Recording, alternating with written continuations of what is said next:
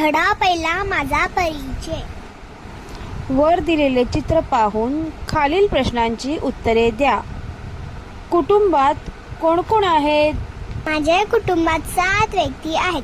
आई, बाबा, आजी, आजोबा, भाऊ बहीण आणि छोटा बाबू. तुमचं नाव काय आहे? माझं नाव सान्वी आहे. तुमच्या वडिलांचे नाव काय आहे? माझ्या वडिलांचे नाव दीपक आहे.